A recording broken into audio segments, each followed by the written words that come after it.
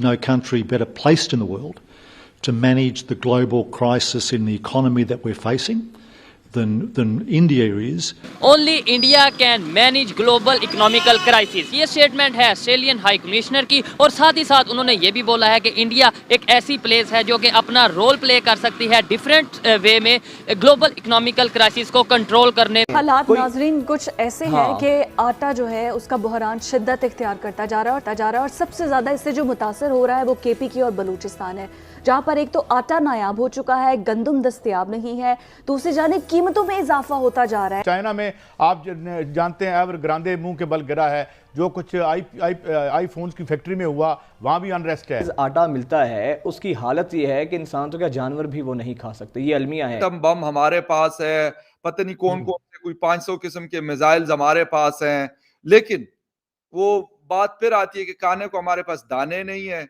इस वक्त आटे की जो हालत है, 3,000 रुपए में आपको 20 kg का बैग मिल रहा है, वो भी बड़ी मुश्किल से। ना सिर्फ हम, ऑस्ट्रेलिया हो, यूके हो, यूएस हो, कोई भी कंट्री है वो उनकी तारीफ कर रहा है, और मजबूरी बन चुका है इंडिया इस टाइम दुनिया की। इस वक्त लगता है कि बिल्कुल एक जाल में फंसे हुए हैं और बिल्कुल आगे नहीं बढ़ रहा है सिलसिला, और आहिस्ता आहिस्ता हम दिवालिये की तरफ। भारत इस वक्त अगर जिस तरह तरक्की कर रहा है, इसके साथ हमारी ट्रेड बंद है इंडिया के साथ, वो ऑस्ट्रेलिया जैसा कंट्री ये बोल रहा है।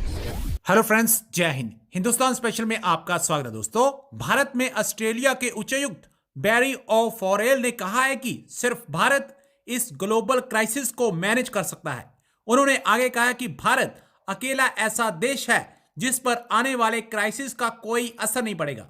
उनके अनुसार भारत और ऑस्ट्रेलिया के मुक्त व्यापार समझौते से ऑस्ट्रेलिया जाने वाले छात्रों और स्किल्ड वर्कर्स के लिए अवसर बढ़ेंगे। एफटीए से दोनों देशों की अर्थव्यवस्थाओं को लाभ होगा, इससे विकास को बढ़ावा मिलेगा। उन्होंने कहा कि इस व्यापार समझौते के तहत ऑस्ट्रेलिया में प्रवेश करने वाले 96% भारतीय सामानों पर शुल्क को कम कर दिया गया है। इससे अगले 2 वर्षों से रोजगार में 100% तक वृद्धि होगी। दूसरी तरफ पाकिस्तान में अब आटे की कमी हो गई है, और आटे की कमी होने के कारण पाकिस्तानी जनता अपनी सरकार को कोस रही है। पाकिस्तान मीडिया अपने देश के बनते हुए ऐसे हालातों पर आंसू बहा रहा है। Only India can manage global economical crisis, ये स्टेटमेंट है ऑस्ट्रेलियन हाई कमिश्नर की, और साथ ही साथ उन्होंने ये भी बोला है कि इंडिया एक ऐसी प्लेस है जो कि अपना रोल प्ले कर सकती है डिफरेंट वे में ग्लोबल इकोनॉमिकल क्राइसिस को कंट्रोल करने में या फिर मैनेज करने में। इसी वाले से पाकिस्तान की पब्लिक से बात करेंगे कि अगर दुनिया की मुख्तलिफ कंट्रीज ये सोच रही हैं कि इंडिया जो इस टाइम ग्लोबल इकोनॉमिकल सिचुएशन चल रही है उसको मैनेज कर सकता है, G20 का भी प्रेसिडेंट बन चुका है, तो फिर पाकिस्तान की जो इकोनॉमिकल कंडीशन है, क्या इंडिया के साथ अगर रिलेशन बेहतर होते तो हमें कुछ बेहतरी की उम्मीद थी। जैसा कि इंडिया ने श्रीलंका को भी सपोर्ट किया और अपने नेबर कंट्री के साथ रिलेशन काफी हद तक बेहतर है इकोनॉमिकली। इसी वजह से पाकिस्तान की पब्लिक क्या राय रखती है? ऑस्ट्रेलिया के हाई कमिश्नर ने रिसेंटली अभी स्टेटमेंट दी है कि इंडिया ग्लोबल इकोनॉमी को बेहतर करने के लिए इस टाइम बेस्ट प्लेस है, और इसके अलावा उन्होंने बोला है कि G20 का प्रेसिडेंट बन चुके हैं इंडिया, तो इसलिए वो काफी पॉजिटिव रोल प्ले कर सकता है इकोनॉमी को बेहतर करने के लिए पूरी दुनिया की। क्या कहना चाहेंगे आपके, अगर हमारे रिलेशन इंडिया के साथ बेहतर होते तो हमारी भी इकॉनमी कहीं ना कहीं बेहतर होती? हमारी इकॉनमी बेहतर हो सकती है, लेकिन हमारे जो इन्वेस्टर है ना पाकिस्तान का, वो मुखलिस नहीं है, क्योंकि वो इन्वेस्टमेंट करता है, वो कहता है कि मैंने इन पे एहसान कर दिया इस कौम के ऊपर। तो वो उससे पहले अब इंडिया में देख लें कितनी कितनी बड़ी कंपनियां वो करती हैं, बड़ी उनकी तो अपनी मेड इन इंडिया बहुत, किसी भी इंडस्ट्री की बात कर लें आप, ऑटोमोबाइल इंडस्ट्री की बात कर लें आप, ये ज्वेलरी की इंडस्ट्री की बात कर लें, गारमेंट। हमारे यहाँ जो ठेका लेता है ना, वो पहले कहता है मुझे कितने पैसे दोगे, इसलिए जो ना वो यूरोप का जो और या मिडिल ईस्ट का कहीं का भी इन्वेस्टर है ना, वो पैसा नहीं लगाता, वो इसी वजह से पैसा नहीं लगाता। आप देख लें इंडिया के अंदर कितनी कितनी बड़ी कंपनियां जो हैं ना वो सर्वाइव कर रही हैं अपने आप को, क्यों कि वो उनके साथ फेयर चल रहे हैं। हमारे यहाँ फेयर नहीं चल रहे, वो पहले कहते हैं मेरा पेट भर दो, बाकी ये मरता है तो मरे। ठीक है, कमीशन का चक्कर आ जाता है, कमीशन का चक्कर आ जाता है, सीधी सी बात है। हो गया। क्या वजह है कि इस टाइम इंडिया दुनिया की मजबूरी बनता जा रहा है? मतलब कोई चाहते और ना चाहते हुए भी इंडिया की तारीफ करने पे मजबूर है, कोई दुश्मन है, कोई दोस्त है। जब दुनिया को नजर आ रहा है कि वो कितनी तेजी से ग्रो कर रहा है, कभी ऑस्ट्रेलिया तारीफ करता है, कभी यूके तारीफ करता है, कभी यूएस कहता है कि इंडिया हमारा बेस्ट अलायंस है, क्या वजह है? उनकी पॉलिसीज को कोई बेहतर है या उनके लोग बेहतर हैं, एजुकेशन बेहतर? उनके पास एजुकेशन बहुत है और वो हमसे ज़्यादा बेहतर है। इसलिए बेहतर है कि मैंने आपको बताया ना कि वो अपना पहले फ़ायदा नहीं सोचते, वो कंट्री का वो कंट्री का सोचते हैं कि हमारे मुल्क में इन्वेस्टमेंट आएगी, इससे हम सबको फायदा होगा। लॉन्ग टर्म सोच। लॉन्ग टर्म सोचते हैं। हम सोचते हैं कि पहले हमारी जेब भर जाए, फिर बाद में देखेंगे कि क्या करना क्या नहीं करना।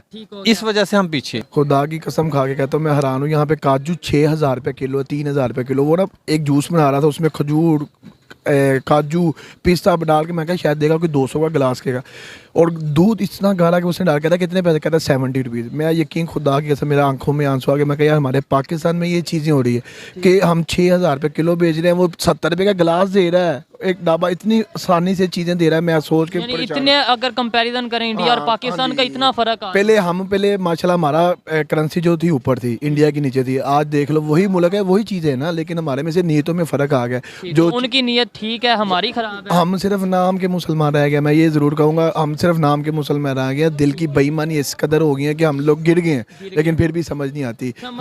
क्या वजह है, क्या ऐसी उनकी पॉलिसी ऐसी क्या है कि देखें आज हम यहाँ पाकिस्तान में खड़े होकर देखें, नो डाउट कि जो सच है, जो हक है, जो बेहतरी की तरफ जा रहा है, जो डेवलपमेंट की तरफ जा रहा है, उसकी तारीफ करनी चाहिए, नो डाउट। लेकिन क्या वजह कि आज उनकी तारीफ करने पे मजबूर हो गए इंडिया वालों की, और ना सिर्फ हम, ऑस्ट्रेलिया हो, यूके हो, यूएस हो, कोई भी कंट्री है वो उनकी तारीफ कर रहा है, और मजबूरी बन चुका है इंडिया इस टाइम दुनिया की। क्या वजह? वो यही वजह बता तो रहा हूँ ना, वो अपने लोग हैं ना, उनकी अवाम, उनको सहूलत देते हैं। ठीक है, जब कोई भी काम, कोई भी मुल्क हो, सिटी हो, कुछ भी हो, अगर आप मुझे सहूलत देंगे तो मैं क्या आपको छोड़ दूंगा? मैं कभी भी नहीं छोड़ूंगा। मुझे पता होगा दिल करेगा कि यार मेरा कंट्री मेरे लिए कर रहा है, मैं अपने कंट्री एटम बम हमारे पास है, पता नहीं कौन कौन से कोई 500 किस्म के मिसाइल्स हमारे पास हैं, लेकिन वो बात फिर आती है कि खाने को हमारे पास दाने नहीं है। इस वक्त आटे की जो हालत है, 3,000 रुपए में आपको 20 kg का बैग मिल रहा है, वो भी बड़ी मुश्किल से। ये इस वक्त की मैं आपको सिचुएशन बता रहा हूँ, और ये कोई किसी की सुनाई नहीं कह रहा, मैं खुद गया हूं तो वो बात आपसे कर रहा हूँ। मैं समझ गया। ये कब, ये नाजुक दौर 75 साल में अगर खत्म नहीं हुआ तो क्या 175 साल के बाद ये खत्म होगा, या होना ही नहीं है? अगर बिल्कुल होना नहीं तो ये स्टेट ज्यादा देर नहीं चल सकती।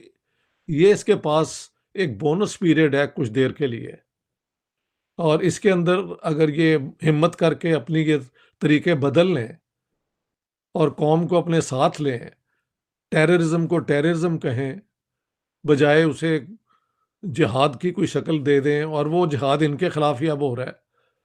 हर बंदा जो टेररिज्म करता है वो कहता है मैं एक जस्ट वॉर लड़ रहा हूं अपने हक में, तो उसके कॉन्सिक्वेंसेस अब पाकिस्तान ने भुगत लिए हैं ना। अब there is no other option. मैं अब ये कहना नहीं चाहता कि जी इंडिया के साथ रिलेशंस नॉर्मल करो, क्योंकि लोग उसको मिसअंडरस्टैंड कर जाते हैं। लेकिन अगर पाकिस्तान ने अपने रिसोर्सेज को, ये जो उसका ईस्टर्न बॉर्डर है उसको प्रिजर्व करना है और वेस्टर्न बॉर्डर पे अपने आप को कॉन्सेंट्रेट करना है, तो you have to do it with some sort of normalisation with India. यार ये सिंपल बातें हैं करने वाली।